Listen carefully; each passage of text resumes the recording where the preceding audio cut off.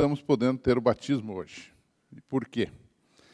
Nessa semana, ele me passou uma mensagem dizendo: pastor, olha, a Fernanda, que era uma das pessoas que seria batizada, junto com a filha, ela travou a coluna. Simplesmente travou a coluna. Não tem jeito. O médico pediu repouso completo. Então, nós vamos ter que transferir esse batismo para uma outra data. Eu disse, ok, essas coisas acontecem. Mas sobrou a terceira pessoa. Era mãe e filha, ficaram para a próxima data. Sobrou uma terceira pessoa, outra senhora. E eu combinei com os diáconos, combinei com o pessoal da retaguarda aqui, que nós íamos ter o batismo hoje. Uma pessoa só. Jesus morreria por um só, por que eu não vou fazer o batismo de uma pessoa só? Não há nenhum problema nisso. E nós íamos fazer o batismo dessa pessoa. E ontem era meia-noite e uns quebrados, e eu recebi uma outra mensagem do Augusto, e ele dizia, pastor, a fulana não vai poder ser batizada. Ela está com alguns problemas familiares, algumas dificuldades, e ela pediu para prorrogarmos a data do batismo também. E ele usou uma frase que nós sempre usamos, né? Parece que o inimigo está trabalhando. É verdade, né? Ainda bem que eu consegui avisar o Gomes de madrugada, né? Eu acho que eu acordei ele depois da meia-noite, mandei uma mensagem, porque eles iam vir para cá 4 horas da manhã, irmãos. Os diáconos viriam aqui para aquecer a água, porque Rio Pretense tem medo de água fria, né? Não é só gato que tem medo de água fria, Rio Pretense também tem. E eu também já estou na idade meio de Rio Pretense, eu já estou na idade que eu não estou muito afim de fazer batismo em água fria. Eu já fiz muito batismo em água fria. Eu esperei, vamos aquecer um pouco a água, né? Fica mais fácil. Depois dos 45, a gente precisa aquecer a água do batismo também, né? E aí, eles bondosamente têm feito isso. E o Gomes ia vir aqui 4 da manhã, para não ter problema, na parte elétrica e tal, viria 4 da manhã para cá, irmãos. Eu livrei ele de vir mais cedo, né? E os outros também. Mas eu fiquei pensando na frase do pastor, né? O inimigo está trabalhando. Isso é verdade. Isso é verdade. Ele está trabalhando, irmãos, para atrapalhar as coisas, né? Bom, a história desse mundo atual é coisa do inimigo. Isso não pode ser de Deus. Deus. Irmãos, Deus talvez esteja só permitindo essas coisas todas, mas o inimigo está trabalhando. Ele tem várias formas de nos atacar, né? Ele traz desastres, ele traz doenças, ele traz várias coisas que nós já conhecemos. Inclusive a morte. Mas ele tem, por excelência, uma coisinha que nós pouco falamos dela, que é o disfarce. Ele se traveste de bondoso. Ele se traveste de bonzinho. Lembram disso? Começou lá com Eva. De repente, aparece o diabo no formato de uma serpente bonita, colorida, multicolorida, e falante, e inteligente também. Quando você vem para o Novo Testamento, você vê o apóstolo Paulo, lá em 1 Coríntios, dizendo que ele se transforma num anjo de luz. Aquela ideia que nós temos de criança, trazida por alguns pintores e artistas, do diabo com uma capa preta e com um garfo, tentando espetar as pessoas, é uma ideia surreal. Ela, na verdade, na prática não se confirma. Ele sempre aparece como bonito para nós, como cheiroso, como atraente, para nos enredar nas suas conversas. Então, há uma palavra que nós usamos na teologia, adventista especialmente, que é contrafação. O que é contrafação, irmãos? São exatamente disfarces, imitações, para o mal, é claro, que o diabo faz. Então, ele tem muitas contrafações. O Lutero, Martinho Lutero, ele tinha uma expressão que deu o título ao sermão de hoje de manhã. ele dizia o seguinte: o diabo é o macaco de Deus. Você já foi no zoológico? Experimente ficar na frente de um macaco e começar a fazer algumas macacadas, né? O que o macaco naturalmente vai fazer com você? Vai tentar te imitar, né? Para brincar com você. E o Lutero dizia que o diabo é o macaco de Deus. O C.S. Lewis, esse famoso autor das Crônicas de Nárnia, que tem muita coisa boa ali também, ele tem um dos personagens que é um macaco, que se disfarça, pede para alguém se disfarçar, né? Essa é exatamente a obra do diabo. Ele trabalha muito com disfarce, e por isso que é muito difícil, às vezes, a gente saber exatamente quais são as suas intenções. E não raro, nós caímos diante deste filme falso, dessa fake news de Satanás. Hoje, eu queria levá-los a um texto bíblico muito interessante, que você já leu, mas eu não vou explicar o texto todo, eu vou explorar desse texto, eu vou arrancar desse texto contrafações de Satanás, para você perceber como é que ele enganou e continua enganando e ainda enganará. Eu não sei se você já ouviu a expressão que o diabo poderá enganar até quem? Até os escolhidos de Deus. Então, conhecer um pouco dos seus disfarces faz parte desta preparação para não cair nos seus disfarces, nas suas contrafações. Você está com a sua Bíblia aí? Apocalipse capítulo 13.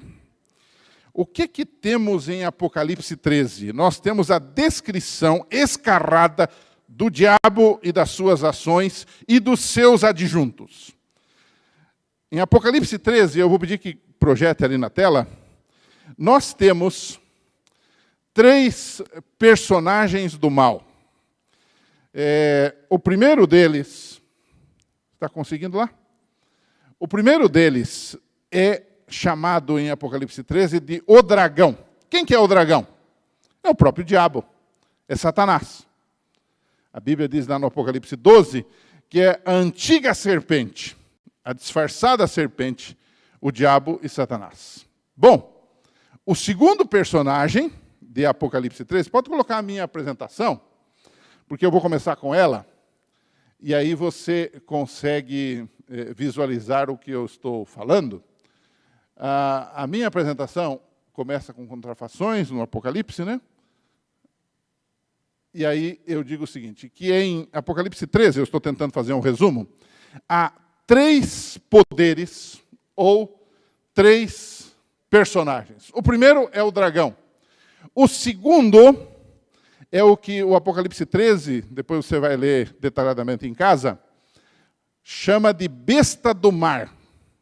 O dragão, que é Satanás, dá força, dá poder para surgir este desgraçado chamado de besta do mar. O que é uma besta na Bíblia? Uma besta é um animal, e animal na Bíblia, em profecia, sempre é o quê?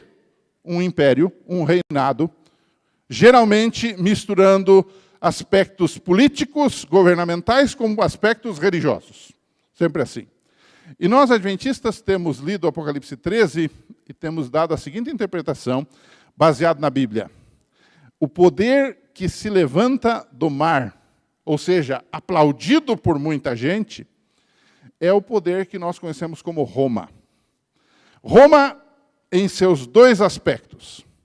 Primeiro, Roma no seu sentido imperial, ditatorial, que perseguiu os cristãos, que matou cristãos, e que, ao mesmo tempo, ajudou a introduzir heresias teológicas, como, por exemplo, a mudança do sábado para o domingo, que ocorre sob a anuência de Constantino, que era um imperador romano. Mas o Apocalipse 13 vai além. O Roma aqui não é apenas a Roma pagã, mas há aqui elementos de uma outra Roma que sucede à Roma pagã, que é a Roma religiosa, também conhecida como Roma papal, que na Idade Média também confirmou erros teológicos, colocou outros erros teológicos, outras doutrinas erradas, como adoração de imagens e coisas parecidas desse gênero, e foi além. perseguiu os cristãos. Quem nunca ouviu falar de Santa Inquisição? Quem nunca ouviu falar de perseguições aos cristãos que se mantiveram fiéis? Então, no Apocalipse 13, a besta do mar representa Roma nas suas fases pagã e religiosa. Não vou entrar em cada detalhe aqui. Mas há um terceiro personagem. Eu estou tentando simplificar aqui e tornar ágil para você. O terceiro personagem que aparece em Apocalipse 13, a partir do verso 11 agora, é uma segunda besta, um segundo poder, que na verdade vem para dar suporte ao segundo poder. O primeiro poder, que é a besta do mar. Que besta é essa? Apocalipse 13, 11 diz que ele viu surgir da terra uma outra besta. Enquanto a primeira surge do mar, significando muito apoio popular, a segunda surge de uma forma mais simples, mais, digamos, sorrateira, não tão impressionante. E nós temos interpretado que esta segunda besta do mar, da terra, melhor dizendo, ela tem a ver com a religião dos Estados Unidos da América do Norte. Tem a ver com toda aquela questão de que a América surge como um país, os Estados Unidos da América do Norte surge como um país disposto a dar liberdade, democracia. Mas a profecia de Apocalipse 13 aponta para um tempo que essa liberdade, que essa democracia e que esse discurso de democracia vai por água abaixo e vão ser estabelecidas leis. E na sequência do capítulo 13, diz que vão fazer uma lei que ninguém pode comprar e nem pode o quê? Vender. A não ser aquele que tenha o quê? O sinal da besta. Você entende isso? Eu acho que isso fica claro para você que está em casa e você que está aqui também. E nós temos visto que essa representa toda essa religiosidade, todo esse movimento religioso. E aí nós podemos colocar todos aqueles que não guardam os mandamentos de Deus neste bojo, nesse estojo que nós podemos ter aí. Tá? Bem, mas onde é que eu quero chegar com isso aqui tudo? Eu fiz uma introdução, eu fiz uma colocação dessa questão dos três, que são assuntos que vocês já conhecem, mas eu queria mostrar a vocês que esses três que estão aí, dragão, número 1, besta do mar, Roma, número 2, e besta da terra, religião apostatada, número 3, eles formam algo que você já conhece. Eles formam o que chamamos de uma trindade. Como Deus tem uma trindade que é composta pelo Pai, pelo Filho e pelo Espírito Santo, os três têm o mesmo poder, os três têm a mesma essência, os três têm o mesmo objetivo, que é salvar. O diabo também tem uma trindade. Dragão, que é o pai de todos, a besta do mar e a besta da terra. E eu vou provar isto no Apocalipse.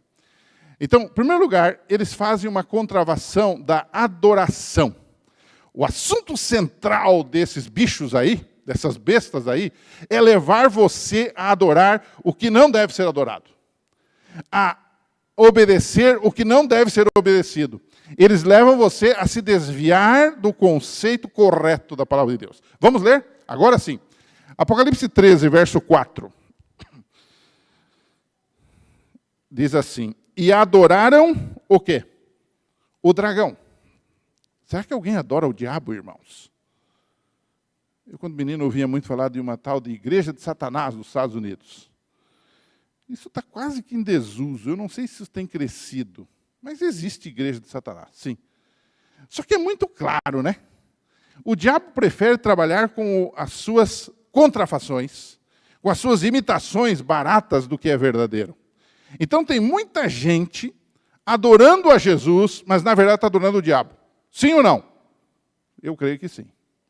Às vezes até inconscientemente, e alguns até conscientemente. Ele sabe que aquilo está errado, ele sabe que aquilo ali é Babilônia, mas ele fica ali. Então, diz assim, e adoraram a quem? O dragão. porque deu autoridade, presta atenção nesse ponto, à besta. Que besta? A besta do mar. Também adoraram a besta, dizendo, quem é semelhante à besta? Quem pode pelejar contra ela? Tá? E então, pule agora para o verso 12. De novo entra o conceito de adoração. Agora vem a segunda besta. Diz que essa primeira adoraram o dragão e adoraram a ela. Mas vem a segunda besta. E a segunda besta diz assim, qual é a função da segunda besta? A besta da terra. Exerce toda a autoridade da primeira besta na sua presença e faz. Esse faz aqui, irmãos, tem o sentido de impõe. Tem o sentido de obriga, por lei. Sob o tacão da lei, você tem que obedecer.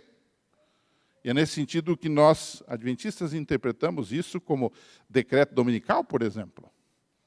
Impondo uma lei, impondo um dia de guarda que não é bíblico. E então, no capítulo 13, no verso 12, eu continuo lendo assim, faz com que a terra e os seus habitantes façam o quê? Adorem a primeira besta cuja ferida mortal fora curada. Ou seja, é um jogo de ping-pong. Você me apoia, é que nem política. Você me apoia e eu te apoio. E nós fazemos todo mundo seguir a gente. O trio do mal, a trindade satânica, leva à adoração. Então, o que é que nós temos aqui? Uma contrafação da adoração, de tal forma que muita gente pensa que está adorando certo, mas está adorando errado. Tá? Mas vamos adiante, para a gente entender melhor. Um segundo ponto é que, aqui no Apocalipse 13, nós temos também uma contrafação, uma imitação, um disfarce da própria divindade. Eu já falei disso. Na Bíblia, Deus é plural. Há alguns de cabeça fraca por aí, que teimam em dizer que não pode haver uma trindade, que esse negócio de trindade é coisa satânica. Não tem três deuses. Eles estão certos, não tem três deuses. É um Deus só manifestado em três pessoas. Mas poucos pastores, às vezes, têm coragem de dizer que na Bíblia Deus não é singular, Deus é plural. Começa com o Elohim, lá de Gênesis 1, verso 1. No princípio, Deus. Esse Deus ali não é singular, é plural. Então, os três estavam ali, o Pai, o Filho e o Espírito Santo. Não são três deuses que são da mesma essência, têm o mesmo objetivo, são coexistentes. Então, não se pode dizer que eles são três deuses. A mesma coisa ocorre na imitação. São três, mas na verdade são um, que é quem? Que é o dragão que usa os outros dois. Você entendeu? Então, o que nós temos aqui? Uma contrafação da divindade. Observe que como dá certinho. Quer ver? Em primeiro lugar, você tem uma contrafação do dragão para com quem? Para com o Pai, Deus Todo-Poderoso. O dragão, Satanás, é uma contrafação de quem? Do Pai. Se você tomar Isaías 14, Ezequiel 28, você vai ver isso. Qual era a intenção do diabo, que era um anjo de luz, que se tornou Satanás, que se tornou o diabo? Qual era a intenção dele? Ele disse, eu subirei, eu serei o quê? Semelhante ou igual a Deus. Então, não podendo ser igual a Deus, ele está há 6.000 anos fazendo o quê, irmãos? Imitando a Deus. E muitas vezes com maldades, mostrando o seu poder, e muitas vezes com, entre aspas, bondades para enganar as pessoas. Até com curas ele faz. E eu vou já voltar a esse assunto para você entender melhor. Perceberam? Então, você tem aqui uma contrafação da divindade, começando por quem? Pelo Pai. O próprio dragão está aí. Mas há um segundo aqui. O segundo é a besta do mar, que é uma imitação de quem? De Jesus Cristo. Mas como o senhor pode dizer isso, pastor? Já vamos mostrar. Nós vamos ler o texto. Tá? Estou só adiantando para você. E o terceiro? O Espírito Santo. A contrafação vem da onde? Quem imita o Espírito Santo? A besta da terra. Os três estão aí. Agora, vamos esmiuçar isso um pouquinho? Na contrafação do Pai, por que ela ocorre? Ela ocorre quando o dragão dá a besta. Se você voltar para capítulo 13, os primeiros versos, diz assim que, eu acabei de ler um deles, o verso 4, Ele diz assim que o dragão dá à besta o quê? A autoridade. O que Deus, no plano da salvação, fez? Ele deu a Jesus a autoridade. Quando Jesus termina o seu ministério, lá em Mateus 28, ele diz assim, toda autoridade, verso 18 em diante, toda autoridade me foi dada no céu e na terra. Portanto, ide e pregai. O Pai concede ao Filho, dentro desse plano especial de salvação, a autoridade. O que o dragão faz com a besta do mar? Dá a ela também a autoridade. Nesse sentido é que o dragão é uma imitação barata de quem? Do Pai, de Deus. Tá? Agora, vamos adiante. A contratação do Filho, como é que ela ocorre, de Jesus? Ela ocorre de várias formas. Não é? Principalmente, ela é uma imitação do ministério salvador de Jesus Cristo. Quer ver? Olha só. Volte aí para o verso 5, 13:5. Assim, foi-lhe dada, falando dessa besta do mar, foi-lhe dada uma boca que proferia arrogâncias e blasfêmias. O que é uma blasfêmia, irmãos? É quando alguém fala contra Deus, ou quando alguém se coloca para fazer alguma coisa que só Deus pode fazer. Então, por exemplo, se eu sou pastor, e eu digo assim, irmão, vem aqui que eu vou perdoar os teus pecados. O que eu estou fazendo? Uma blasfêmia. Eu não posso fazer isto, só Deus pode fazer isto. E diz que essa besta faz essas coisas. Ela se coloca no lugar de Deus, ela comete blasfêmias contra Deus, porque ela quer fazer a obra que só Deus pode fazer. Por exemplo, perdoar pecados. E então, o verso tem um detalhe importante. Diz que foi dada a ela arrogâncias e blasfêmias e autoridade para agir durante quanto tempo? 42 meses. Quanto é que é 42 meses? 3 anos e meio. Quem é que teve um ministério aqui nesse mundo durante 3 anos e meio? Quem? Jesus. Então, ela é uma imitação barata de Jesus. É claro que essa profecia, dentro do princípio de ano, ela tem uma amplidão desse poder aqui, que vai dar 1.260 dias, que dá 1.260 anos, 3 anos e meio, 42 meses, ou 1.260 dias, é a mesma quantidade de tempo. Aí você coloca o princípio de ano, vai dar 1.260 anos, é o tempo da supremacia papal, de perseguição, né, de esconder a Bíblia, durante 1.260 anos, que vai de 538 depois de Cristo até 1798. É uma conta que nós todos sabemos fazer. Agora, começa aí. Então, já tem o primeiro detalhe. É uma imitação barata de quem? Do próprio ministério de Jesus. Está entendendo? Está conseguindo acompanhar? Vamos para frente. O que mais nós lemos sobre esta besta do mar, no sentido de estar imitando o próprio ministério de Jesus? Voltemos, então, ao verso de número 3. 13:3, diz assim, então vi uma de suas cabeças, dessa besta do mar, que representa Roma na sua fase pagã e papal. Então vi uma de suas cabeças como golpeada de morte, mas cuja ferida mortal foi o quê? Curada, e toda a terra se maravilhou seguindo a besta. Aqui diz que ele sofreria um golpe, esse poder, e de fato sofreu, e que um desses foi morto em batalha, foi morto na execução dos seus planos. Só que esta ferida mortal, esse baque que ele tomaria, o que ia acontecer com ele? Ele ia recuperar com o tempo. E depois, no capítulo 13, ele narra que essa ferida mortal voltaria, seria curada, e esse poder da besta do mar retomaria a sua força no tempo do fim. Isso fica claro. Mas esse detalhe aqui, irmãos, de morte, de ferida mortal, é uma imitação da própria morte e ressurreição de Jesus. Jesus não morreu? Ele não teve uma ferida mortal também? Sim. Ele morreu. Mas ele o quê? Ressuscitou. Então, na sua imitação barata, o diabo vai fazer o seguinte, vai reaver o poder da besta do mar, especialmente nesse tempo do fim. E a gente já vê indicativos de que esse mesmo poder que perseguiu os cristãos na Idade Média, ele aos poucos vai se solidificando como uma autoridade no mundo. Então, você tem aqui um segundo aspecto. Imita Jesus no tempo, imita Jesus também na ressurreição. Mas há algo mais aqui. Há algo mais aqui.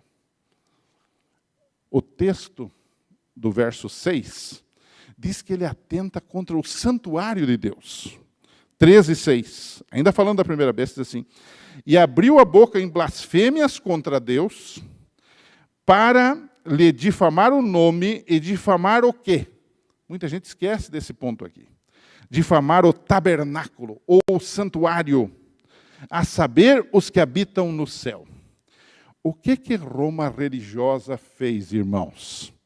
Ela instituiu teologias que substituem a própria mediação de Jesus Cristo. Quando eu digo que o pastor ou o sacerdote pode perdoar pecados, eu estou jogando Jesus para escanteio. O que Jesus faz por nós hoje no santuário celestial? Ele intercede. Ele é o mediador entre nós e Deus. Por isso que você sempre ora e diz assim: eu te peço em nome de quem? Em nome de Jesus. Porque é Ele que merece tudo. Então Ele é o seu intercessor. Agora, quando um pastor, quando um sacerdote, quando um líder religioso quer ser essa ponte entre nós e Deus, ele está blasfemando, ele está atentando contra o santuário. Quando uma igreja, e isso aconteceu na Idade Média com Roma religiosa, institui, por exemplo, o perdão dos pecados pagos, como é que chamava aquilo mesmo? Indulgências. O que ela está fazendo? Cumprindo isto aqui. Porque ela está blasfemando contra Deus e ela está atentando contra algo que podia ser feito apenas no santuário celestial por Jesus Cristo. Não pela igreja, não pela ordem, não pelo clero, não pelos homens. Você entendeu?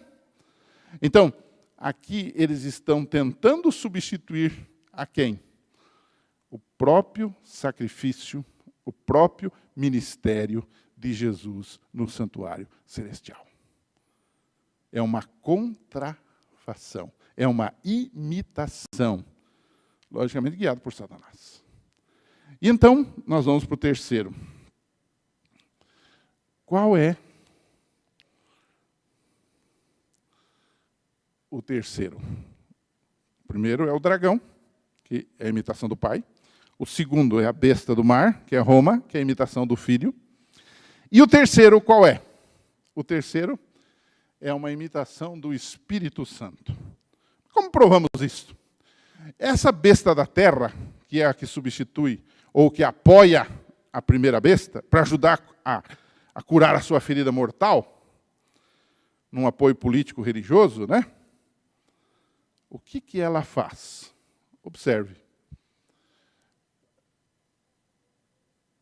Quando essa besta leva as pessoas a adorar a primeira besta, ela está fazendo uma contrafação. 13, verso 12. Observe só. Ela, a segunda besta, exerce toda a autoridade da primeira besta na sua presença. Você percebeu que é um joguinho de ping-pong? O dragão apoia a primeira besta. A primeira besta tem dificuldades, tem uma ferida mortal. Ela dá uma arrefecida. Então surge no cenário a segunda besta, que é a religião apostatada, que é os Estados Unidos da América, e eles agora começam a apoiar a primeira besta.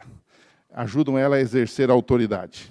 Exerce toda a autoridade da primeira besta na sua presença e faz com que a terra e os seus habitantes adorem a primeira besta, cuja ferida mortal fora curada. Eu te pergunto aqui, quem é que é alguém que apoia o ministério de Jesus? O Espírito Santo. Quem é que te convenceu para estar na igreja hoje? O Espírito Santo. Quem é que te convenceu a pedir perdão dos seus pecados e pedir para ser batizado? Quem foi que fez isso? Dentro do plano de Deus, quem é? O Espírito Santo. Ele que dá autoridade para Jesus. Ele que leva as pessoas a adorarem a Jesus. Então, essa besta aqui é uma contrafação. Porque ela leva as pessoas a adorarem a besta do mar, ou a besta conhecida entre nós como Roma. Agora, andando mais adiante, observe o quadro. O verso 13, 13, o número da coincidência, né? O que essa besta faz também? Ela aqui é uma imitação barata do Espírito Santo. Também opera o quê? Sinais. O que é sinais aqui? É milagres mesmo. É coisas estrondosas. Grandes sinais, de maneira que faz até descer o quê? Fogo do céu sobre a terra, diante dos homens. Seduz os que habitam sobre a terra, por causa dos sinais que lhe foi dado a executar diante da besta, dizendo aos que habitam sobre a terra que façam uma imagem à besta, aquela que ferida a espada, sobreviveu. Irmãos, isso aqui dá para fazer o sermão inteiro. O que ela faz? Ela faz sinais, ela faz milagres, ela faz coisas estrondosas que faz até descer fogo do quê? Do céu. Quem é que faz sinais? Quem é que dá dons aos filhos de Deus? E quem fez descer fogo do céu, literalmente, no dia de Pentecostes, quando os discípulos foram batizados com o Espírito Santo? Quem faz isso? O Espírito Santo. Então, o capítulo 13, falando da segunda besta, ele é uma representação da contrafação da segunda besta, ou besta da terra, que faz tudo isso. Não te parece? Eu não estou querendo acusar ninguém aqui, que essa religião que vem do norte, há um sujeito que escreveu um livro interessante, meio ateu, mas ele escreveu um livro muito interessante, né? Alguns anos atrás. Os demônios vêm do norte, falando da vinda aqui para a América do Sul, das igrejas evangélicas americanas.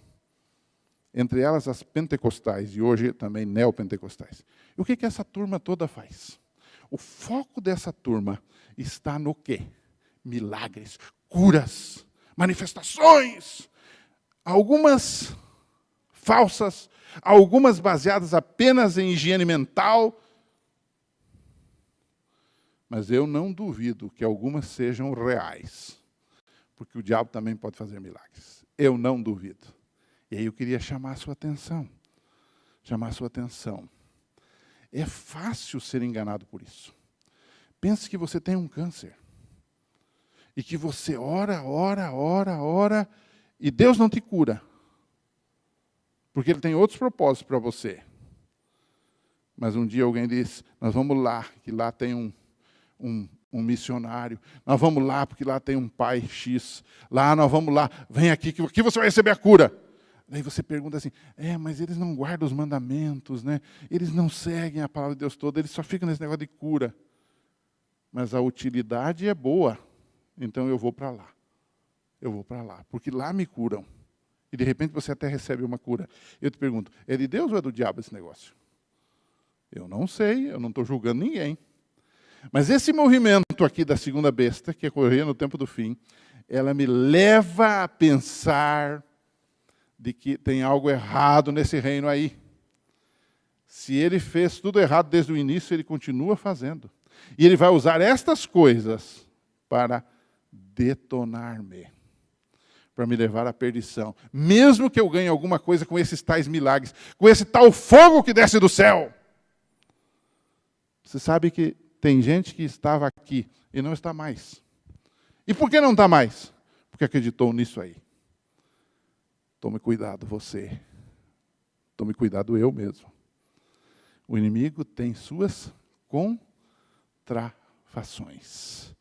Então, ele opera sinais, ele opera milagres. E o que o Espírito Santo faz? Faz a mesma coisa.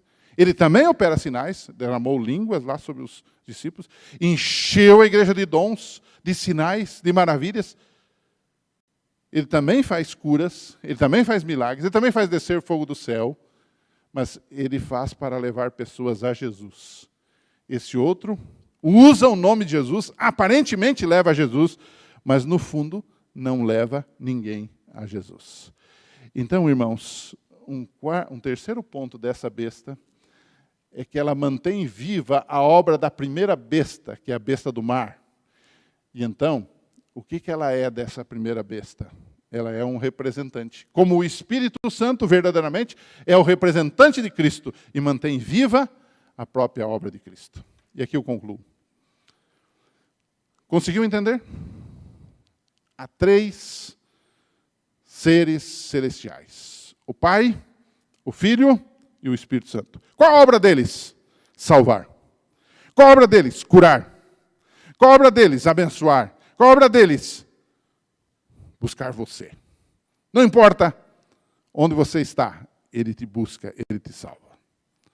Porém, não dá para duvidar de uma verdade que o Apocalipse nos apresenta. Há o macaco de Deus, o diabo, que está sempre tentando imitar a obra do Pai, do Filho e do Espírito Santo. Você vai cair nas armadilhas dele? Você vai se deixar levar pelas armadilhas dele? O texto bíblico é claro que você e eu devemos achegar a Deus e o diabo fugirá de nós. E como é esse achegar a Deus, irmãos? Não é só ficar clamando por aí, gritando por aí. Não é só ficar orando por aí. É mais do que isso. Em primeiro lugar, você tem que saber ler, estudar, se aprofundar e interpretar esse livro aqui. E o Espírito Santo pode lhe fazer isso. Como o espírito do mal faz lá, o Espírito Santo faz cá. Mas eu preciso me colocar na posição que ele me ilumine para entender isto aqui. Esse é um tempo de superficialidade. Essa semana eu estava relendo o Grande Conflito no capítulo que fala sobre os ardis de Satanás. Numa tradução mais moderna, parece que é armadilhas de Satanás. Procure esse capítulo, é um dos capítulos finais. Leia hoje à tarde. É de levantar os cabelos.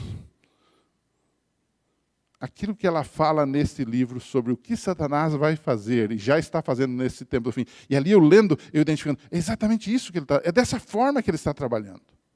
Várias formas. E uma das principais é tirar você da Bíblia.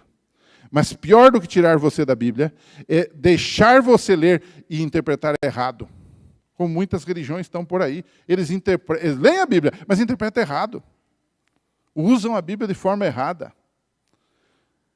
É a necessidade, irmãos, de a gente se aprofundar na palavra. Na oração. Para que os enganos de Satanás não nos surpreendam. Porque ele faz imitações. Eu mostrei aqui imitações grandes, gerais, mas ele faz macacagens pequenas para você. Ele coloca pessoas, ele coloca situações, ele coloca muros diante de você para você cair.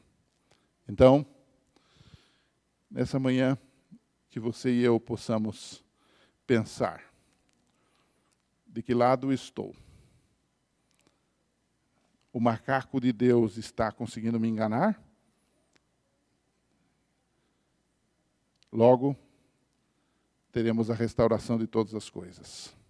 O Adriano vai cantar agora uma música muito bonita, que fala de que nós seremos livres outra vez. Logo, logo, esta hora de coisas vai passar, e nós vamos estar num mundo novo, no centro do plano maravilhoso de Deus para nós. Mas esse dia ainda não chegou.